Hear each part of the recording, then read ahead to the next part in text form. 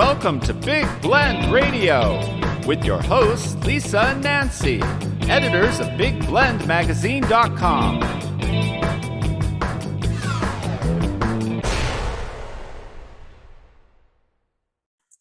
Hey everybody, welcome to Big Blend Radio with Nancy and Lisa. You know, the crazy mother-daughter travel team on our Love Your Parks tour, where we travel full-time and document parks and public lands. We also publish a series of Big Blend magazines, all kinds of topics, including parks and travel magazines. So you can check that all out at nationalparktraveling.com. And we're super excited because, you know, Yellowstone National Park, the iconic national park of America, Absolutely. is 150 years old this year. So you're going to be seeing a lot of Yellowstone everywhere around the country, right? But we've got to start this off with author David A. Galloway. He is an award-winning, his novel is award-winning. It's got winner of American Book Fest, a best multicultural fiction novel of 2021. It is called Burning Ground, and it tells the tale of the Yellowstone expedition. And Nancy, it's a travel, like a time travel segment, right? For you, you've been enjoying this, and it's great. I love it. Yeah, I'm waiting for the second one. And apparently there is something coming, so stay tuned for that. But everyone, you can get the book on Amazon, all those great places, but also go to DAGalloway.com. So welcome, David. How are you? I'm doing fine. Thanks for having me, Lisa. Hey, this is going to be cool. You're winning awards. I mean, this is great. You're award-winning author, but you have written a book before, right? But this was nonfiction? Yes, 3 or 4 years ago, I wrote a nonfiction business-related book. I have a business consulting company, and I wrote a nonfiction book, Safety Walk, Safety Talk, but this was my first foray into fiction.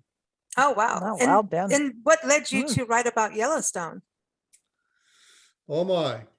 Well, it was decades in the making, because when I was a young man attending university, I had the opportunity to work for a summer in Yellowstone as a tour guide on Yellowstone Lake. I actually spent the summer driving a 45 passenger boat on a 1-hour tour around Stevenson Island, the largest island in the lake. And I fell in, you could imagine, how could you not fall in love with the place doing that job in that place at that time? And I've carried the love for the park with me ever since. So I had a contemporary experience and then in the park, and then I had coupled with that, a very unique experience relationship with, as a teenager, with a Crow Indian. I actually was born and raised in Pennsylvania, but the Crow Indian who befriended me, I worked as a laborer on a fruit farm in Pennsylvania. He was one of the migrant workers there, and he kind of took me under his wing, and he left such a very large impression on my life. He was very soft-spoken, but very wise. And those two things coupled kind of took me to the point where I said, you know, there's a story here to be told. And the third thing that I would add to the blend would be that as a tour guide, of course, I had to learn about the history of the park. And I got just enough to be conversational with the tourists about the history of the park. But I did some deeper research, and became very interested in the survey that was actually commissioned that led to the formation of the park. And there was the genesis of Burning Ground. And Burning Ground, it's interesting about the formation of this Hayden expedition. It sounds like, you know, Lewis and Clark in a way with what's going on with that expedition. Yeah, in a way it was, because there had been, so picture it. So here it is, 1871 is when this Hayden expedition, named after the leader, Ferdinand Vanderveer Hayden, a geologist.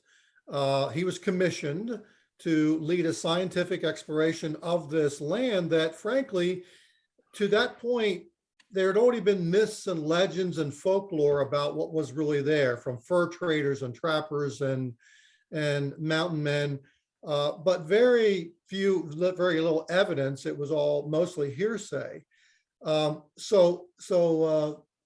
He was the first one that led a truly, and he took with him it was a large contingent, upwards of 40 scientists, ornithologists, geologists, meteorologists, map makers, painters, photographers.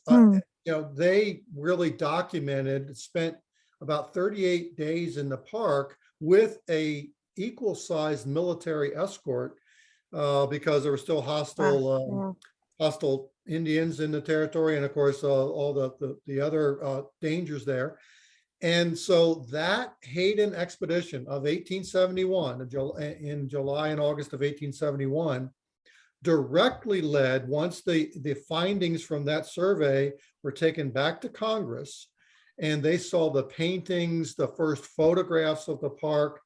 You can imagine all of that folklore, all of that mystical thing that people had heard about Yellowstone. It was real. They could see it. They saw samples. They saw examples. They saw photographs. They saw paintings, and it convinced Congress to pass the Park Preservation Act. And in March 1st of 1872, just a few days ago, 150 years previously, is when the Congress signed into law, creating the world's very first national park. Yeah, and it is a park that once you've been there, you can't forget it. To me, it's like, if you want to see the beginning of the earth and how the earth was formed, that's the place to go. Yes, Nancy, absolutely. Because of course, anybody who's been there, one of the prominent features of that landscape is all the hydrothermal activity. Yeah, right? it's amazing. And so what you're really looking at there is the remains of a giant volcanic caldera that the last time it erupted was about 600,000 years ago, geologists estimate. And so it's still active at the surface. So when you see that land, it's hard not to be mesmerized by it. For sure. And I would say, and another thing I would add, that's where the name of the book came from. So Burning Ground, that the other thing that I learned a great deal more about, my Crow Indian friend Redfield, he talked to me and explained that they referred to Yellowstone as the land of burning ground for obvious reasons. From a distance, it surely looks like the land is on fire. It does. Right. Yeah. You got to be careful there. We could say climate change on top of it, right? Yeah. So it's kind of, and Yellowstone, I mean, it's still very fragile. It's a fragile ecosystem, how rugged and wild and, burning it is, it's still very fragile. And I think this is, important that we have these discussions about parks and over this 150-year anniversary, because coming out of COVID, it seems like the world is rushing to our parks, which is great. However, we're on our Love Your Parks tour, and that means don't love them to death. So do you feel that having, writing this is also part of getting people to experience Yellowstone in a different way and perhaps have that added care and respect? Well, I would certainly hope so. You're absolutely right, Lisa.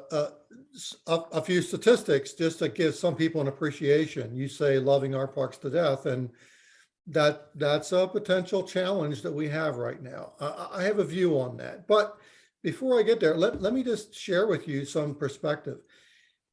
I don't know if your listeners or viewers know this, but this past year in 2021, Yellowstone, among other national parks, set attendance records.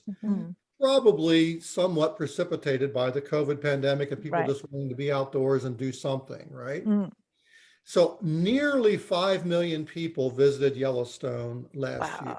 That's a lot. Now, to give you some idea, when I was a tour guide there in the late 70s, I did not know this. I looked this up. It was roughly half that number. So about 2.6 million in the late 70s, 5 million last year. And in that span of time, there's been some, but not a dramatic improvement in the infrastructure to handle all those people. So you can imagine the park is straining. Mhm. We're trying to see, how can we handle the millions and millions of people who want to see this wonderful place. And so there's the balance, right? There is a balance. My own view is we don't want to discourage people from seeing this wonderful land. Right. You don't want to say, don't go. Right. That's not the answer, right? But there are things that we should be cognizant of. We should plan ahead. We should consider the shoulder seasons or even winter. Yellowstone is fabulous in the wintertime. Not all roads are open, not everything's accessible, but you have a very different view in the winter and spring and fall. So there are things you certainly should consider in whenever you go. Be respectful and mindful of your fellow visitors and the wildlife that is there. Yeah, for sure. Well said. Well said. Yeah, because I mean, well, any park you go into, you have to be respectful. Otherwise, don't go. Yeah. You know? I mean, seriously, go, if you're going to ruin it. You need to go there with respect and take care of yourself by following what the rangers ask you to do. Yeah. Like, don't try to feed the buffalo. Or the moose. Yeah, don't. Moose. This is interesting with your novel. I want to touch on this because so you've got the Native American connection. You've also got the Pennsylvania connection. So tell us about Graham Davidson, your main character. Yes, well, Graham is the protagonist in my novel, and I place him in 1971. Exactly 100 years from the Hayden expedition. And Graham, I will tell you, I used myself as the model for him. Much about Graham, you could say about David Galloway. Many of his beliefs, many of his attributes, including just like Graham, I will share with you and your listeners, I am one-sided deaf. I can only hear in one ear. And one of the things that it was very easy for me to do, and it was a vicarious way to gain hearing, is I gave Graham the gift of full hearing when he travels back in time. I imagined, what would it really like to have complete and normal hearing? I've never had that, so I don't know what that's like. But I imagine how wonderful it would be. And so I give Graham that gift. So I gave it to myself. But I use time travel, obviously. But the time travel that I use, I like to say, obviously time travel, it's immediately go into science fiction realm and you say, well, that's not plausible. Of course it's not, but is it? Well, because the Crow, in Indian culture, they do these things called vision quests. And I have my protagonist go through a vision quest in which he has a spiritual awakening. And that is the medium by which he goes back in time. I mean, it's really, you could kind of relate it to somebody who's really interested in history, that's read something about Yellowstone and goes to sleep and dreams way back then, because if you're reading history books, and especially if there's old photographs, which I love, it takes you there, and then your imagination can fill in any gaps. I don't think it's that crazy. Seriously. Well, yeah, some of the feedback I've gotten is that that the readers that tell me they appreciate that it's time travel, but somehow it seemed plausible. Yeah. It was a plausible time travel. And I didn't get into the realm of how that would happen. I just imagined that in a spiritual sense, a modern young man traveled back in time, and you see Yellowstone in its uncivilized, undeveloped state through the eyes of someone who knows what it's going to look like 100 years hence. And there's a little bit of a marvelous sensation of imagining what would that be like for someone who experienced that. Right. And he experienced a little love too. Yes, more than a I'm little not- love, Lisa. Yeah. That is fair enough. Yes, Graham does find love with a Crow Indian guide. And by the way, the Crow, some of your viewers and listeners may not know, the Crow, in fact, were routinely enlisted as scouts for the U.S. cavalry in those days. So it was very plausible to have Crow along with, they were allied with the government at that point in time. Weren't the Lakotas also like living out there at that time?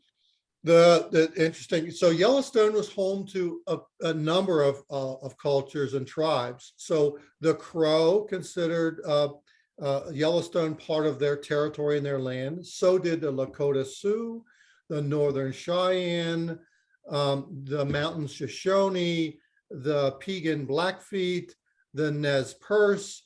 So if you look at any of those tribes in Montana, Idaho, Eastern Oregon, the Dakotas, they all at one time or another went to Yellowstone for hunting. There is a place there that's called the Obsidian Cliff, where they would go to gather. There's a particular kind of rhyolite, a volcanic rock that's very sharp edged. They used to make arrowheads and spears and weapons and scrapers. And so Yellowstone is sacred ground for quite a few number of Indian tribes. Very cool. This is, I want to read it. And Nancy's all like, we have to watch her because she gets all into a book and then she'll tell me everything. And we have to say, you're not allowed to spill the beans.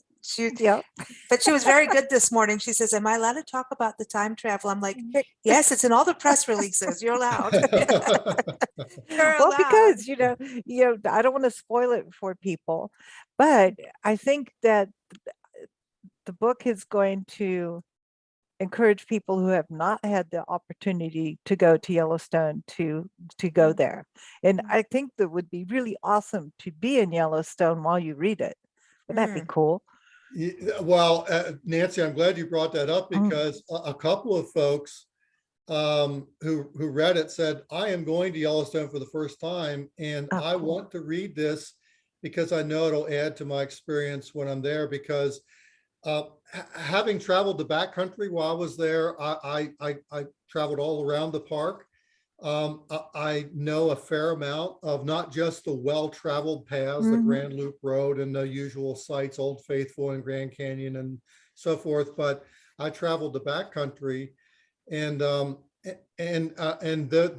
there are places in there. There's another, going back to the if you can get out of your car and get more than 500 feet from the asphalt and travel some of the trails, you will see Yellowstone beyond what most people see, and that's just as breathtaking, and you won't have the crowds.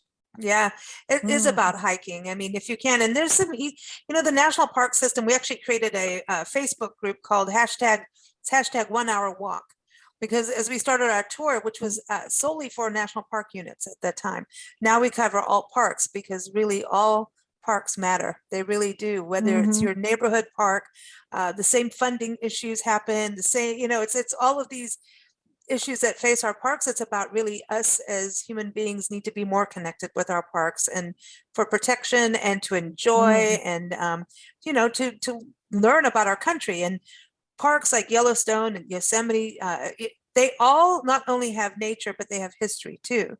But as we started doing this, we have friends that thought you had to be a backpacker to go out into a national park. They didn't realize, if a friend's in a wheelchair, or disabled. I'm like, no, most parks have a place for you to go. And you don't have to wear the big hiking boots to go on an easy nature walk in a park.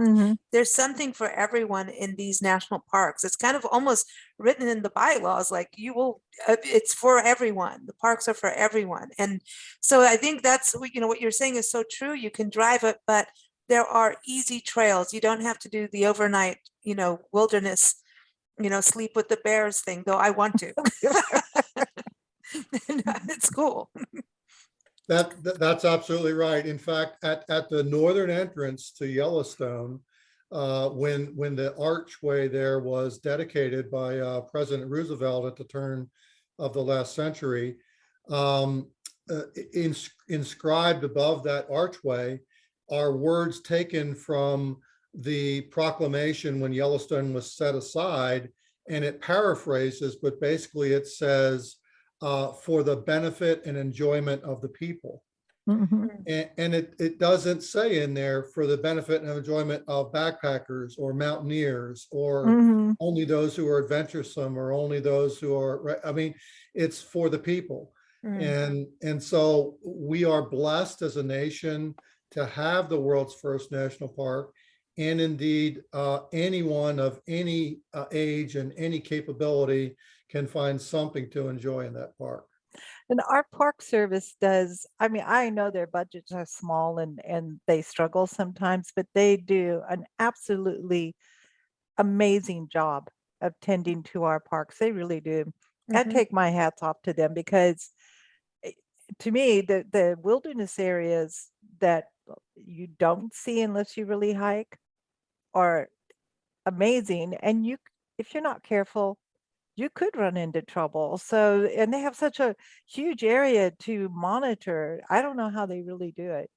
Seriously. I agree that they're underfunded in so many ways, Yeah. not the least of which is are the human resources element of it. You know, 5 million people. And I don't know the ranger staff in Yellowstone, but I can tell you whatever it is, it's not enough. Yeah, I agree. Yeah. And they are the rock stars of the park, you know, and we go in to do stories and everything. They'll take us around and you have to kind of like, you know, hide the park ranger because everybody comes up and everybody wants, you know, it's like, here, why don't you just stand there and give autographs? Yeah, because everybody has a question. And even some of the questions, you know, they just wanted to go and talk to the park ranger. You know, it's that hat. Yeah. There's something with that hat, you know, it's like, go get the park ranger. But they also do a really good job of interpreting history, I think. Absolutely. There's so many parks that have controversial history. There's even some controversy in the creation of Yellowstone. And you have to lay it out like this is what's going on. They have exhibits like I know like in Sequoia National Park was one of the first parks we saw in the giant forest that really tackled climate change and said we need to watch this on pollution and climate change, whether you believe it's happening or not.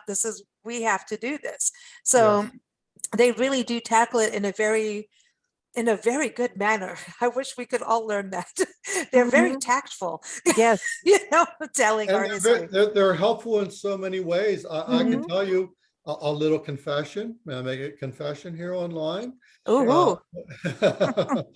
So when I was that young man, I made a near fatal mistake and it was totally on me. And I don't know, Nancy, where you are in the book, but it is in this book. They tell you explicitly, if you're going to hike in the backcountry, there's a couple of cardinal rules. Do this, don't do that. I violated a cardinal rule, and that was never, ever hike alone. I hiked alone. And let's just say encountering a grizzly alone in the remote part of the park is not a fun experience. And I was fortunate to be here talking with you today because there's no doubt in my mind, if that would have been a female grizzly with cubs that I had encountered, as opposed to a male grizzly who was just curious, it could have been a different outcome. But that was on me. That was my fault. I couldn't find anybody to hike with. I wasn't gonna waste a day off. I hiked alone in it was near the southeast arm of the park, very remote part. And I live to tell about it, but I will tell you, it was one of the most scared moments in my life. I bet. Yeah. Well, okay, then I'll make a confession. I tried to feed the Dall sheep, the bighorn sheep. You did? Yes. And you know, this is so dumb. I put tang. Shame on you, Nancy. I know. I put tang on my hand. You know that the orange powder that you make? Does that even exist anymore? I hope not. But I put that on my hands and I walk up and they would lick your hands. And then there was this shadow behind me. And I'm like, uh-oh. And there's the ranger hat in the shadow. I'm like, uh-oh. And he goes, what do you think you're doing? So I've said, I don't know. They looked hungry. Anyway, so I got the lecture. I understood. And then he made me turn around and look, and he says, do you see the ram over there that's pawing? You were about to be attacked, that kind of Yes. thing. And then later on, I didn't wash my hands. I got out and I was photographing a female moose and a male moose charged. So I had to run through the woods, and I'm like, there's something about this not feeding the animals, and do wash your hands, because that tangy stuff Not just for smelled. COVID.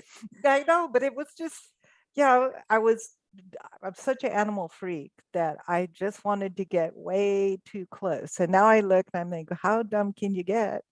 I'm pretty dumb. Lesson learned, right? Yeah, so lesson learned. So I don't feed animals. Not now. No, and Nope. it's also not good for their bellies. It's It's not not good good for for them. them. And I was just a eventually they do get young killed over it. person. If there's an Yeah. attack, the animals do perish over our actions. Yes, they So do. that's a The other really reason. more important thing is it's for the animals' protection, not Yeah. just for us. Because Well, it's kind of fun to run from a moose.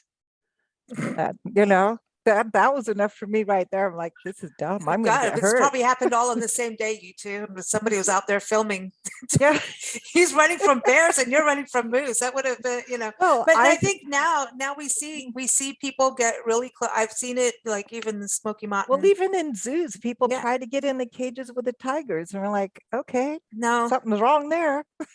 no. So again, it goes back to not loving our parks to death, and that Yeah. includes the wildlife and all the, when you go on a guided trek with a park ranger or a field guide, and you start to learn the intricacy of every little plant and insect, suddenly you don't even want to walk on anything by the time you're done with it. You know what I mean? You get this incredible reverence and respect for every being, the web of life. And I think that's something also when you go to parks, if you can be part of one of those immersive experiences instead of just going without knowing what you're looking at, there's some beauty in that. But when you start to understand how everything works in the wild, it is pretty humbling and incredible. It is it's mind-boggling, how nature works.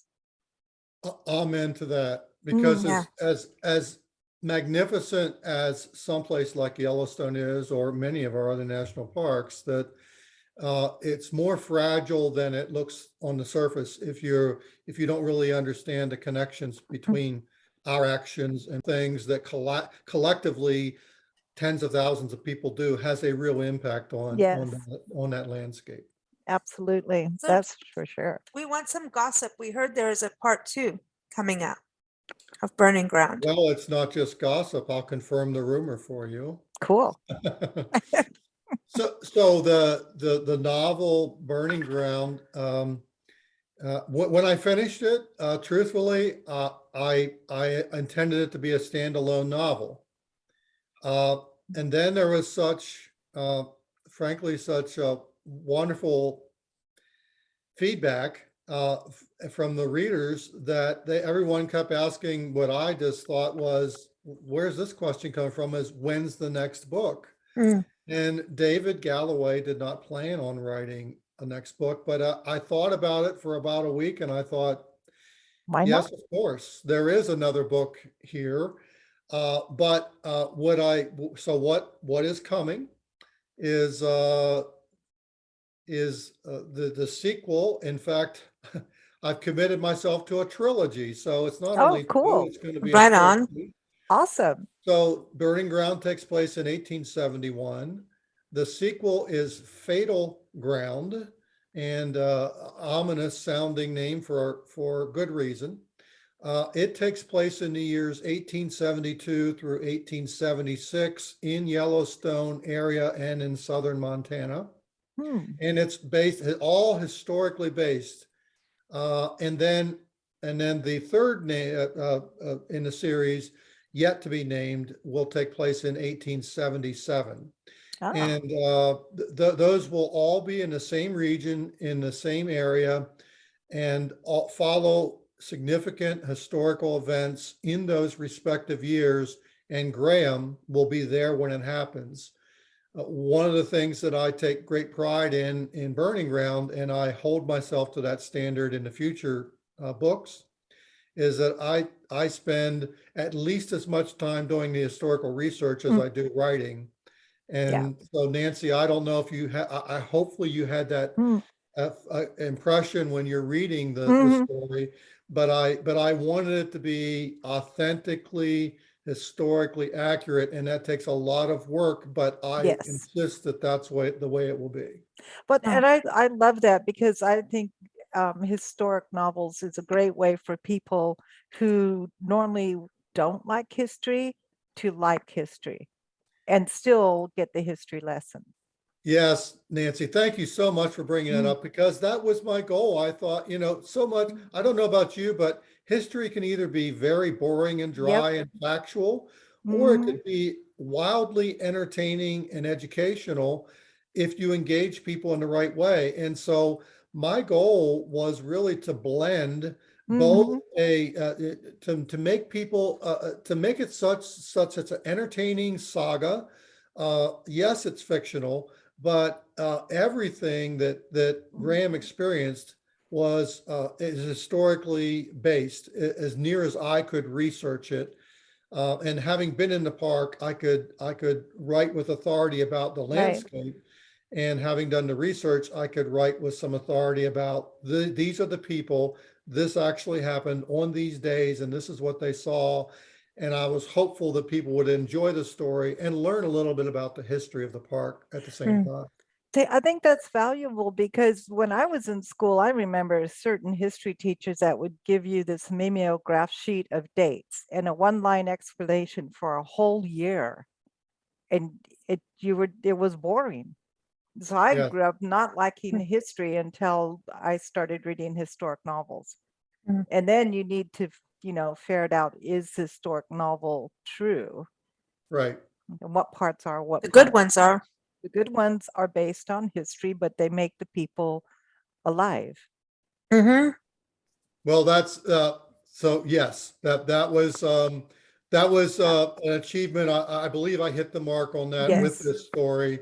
And in fact, it's been recognized by I've just been told this past week that it's been nominated for an award by the Wyoming Historical Society. Cool. Which I find very gratifying, because it is historical fiction. Yes, you have to be factual. But it is the recognition that it is rooted in true history, and important enough to the history of Wyoming that they would recognize that. I found that extremely gratifying. That's wonderful. Awesome. That's wonderful. Yeah. Before you go, I did want to ask you this. Obviously going and doing the summer work in Yellowstone as a guide and is obviously led you to this incredible story, and you're teaching people about Yellowstone. And for those people that never will get to Yellowstone, I mean, it happens in life, not everyone gets to go and fulfill everything on their bucket list. There's a way for them to be transported there. But so all of that aside, being out in nature and doing that kind of job, did it help you in your professional life and in adult life after that? No doubt. No doubt. In so many ways that I probably can't even recognize now, but the least of which, one very overt, obvious way is this. My professional career was in the paper industry, paper manufacturing. And many of the paper companies managed woodlands to provide the fiber for their mills to make paper. And one of the things that I was very aware of, and frankly could contribute to, and found the attitudes changing within industry, was the notion of sustainable forestry. Wow. In the 50s and 60s and maybe even into the 70s, frankly, that wasn't something that was top of mind. But as we as a culture, and we finally recognized, albeit maybe too slowly, the need to preserve our environment, that flowed right into industry practices, and sustainability now is the norm. And I would say it was very it was gratifying to me because I had an early experience to appreciate what sustaining an environment like Yellowstone or any of our national parks could be. And you don't have to be you don't have to have that mindset to be just in a national park. You can do that anywhere in our environment. And that clearly has been the case, thankfully, for our nation to come to grips with that. You know, that's really amazing. To tie back to Pennsylvania, you know, we went to Erie, Pennsylvania last year. We lived in Erie for a couple of years. Okay, so now there's a place called Asbury Woods. Yes, I know where it is. And it was actually founded by Hammermill. You know, the Hammermill paper people. I used to work for Hammermill Paper Company. Well, there we No are. kidding. So here it is. Woo! Everybody, we're getting into the time warp. So we were there, and we went. They have it's an education center, and you learn about roof gardens, and then there's a whole section where it's just, you know, woods and trails and wildflowers, and so there's this whole history. And she was, you know, the lady was taking us around and showing us, well, these are trees that they planted to show what they were planting, and part of the woods, I think, was actually saved out of a sustainability effort. And now it's really for kids to learn about nature and wildlife and plants and the whole thing. That's right. Isn't that wonderful? There's just one small example of what we were just talking about there. Yeah. Wow, how cool. And that's a full circle. Cool. I did not know all that with you. So this is really cool. And Erie's beautiful, by the way. Presque Isle is one of the best state parks. Park, yeah. That should be a national park status, I think. Sure. It's so cool. It really, out there. it is really, everyone, it's, if you get up to northern Pennsylvania, and they have great wine, and that's a really important thing too. So thank you so much for joining us. It's been a real pleasure. Please keep us posted on the next book. Yeah. You know, we've got avid readers over here. And I know our audience will really appreciate it. Before you go, I want to also give a thank you to the National Parks Arts Foundation. We love them. Every first Friday, we air a First Friday Arts in the Park show where we interview artists in residence, artists who go and spend a month in a national park and create. And some of them are writers, David. I'm just saying. Hint, hint. Hint, hint. You can stay in places like Hawaii Volcanoes National Park. There's Chaco Canyon in northern New Mexico, Dry Tortugas on the Florida Keys. There's Death Valley, you know. So everyone, nationalparksartsfoundation.org is the website. And keep up with David and go get Burning Ground. Anywhere books are sold, go to his website, D-A-Galloway.com. You're also on social media, right? Instagram, Facebook? I am. All of those. That's right. Awesome. Well, thank you so much for joining us. Thank you for having me, ladies. Thank you, Lisa, for hosting, and Nancy. I'm sure. Please drop me a note when you finish the book and let me know what you think. Okay, I'll do that. All right. Awesome. Take care, everyone.